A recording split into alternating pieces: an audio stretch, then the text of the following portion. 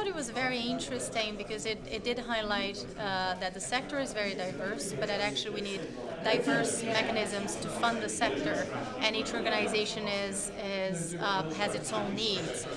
Yeah, it's very interesting. To achieve long-term sustainability depends on what you call sustainability, because if you mean by sustainability that they have to generate their own funding, then it's quite tricky because not all third sector organizations are able to do that.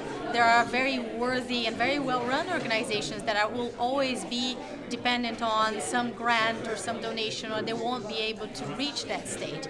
I think the best word for that would probably be resilience. So if the organization is very well structured, well capitalized, they're able to sort of articulate where they're going, where they're heading, with and where and what kind of impact they're having, they will be able then to sort of have a little bit more of a cushion financially to be able to execute that. When an organization is started, usually the person who starts a third sector charity, a social enterprise, they have very clear in mind what is the problem they're trying to solve.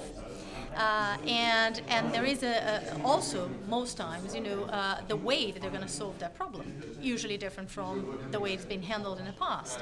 What happens is once they get started, in the beginning it's great and it's very small, so it needs very little funding. They're funded, they do those projects, they're successful, that's great. As they begin to grow and they need to build an organization below them, so they need to hire people, they need to have processes, systems, finances, etc. Nobody wants to fund that.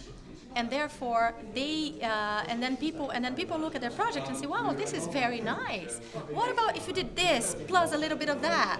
And they're like, "Right, that's how I'm going to get money. So let me actually do that."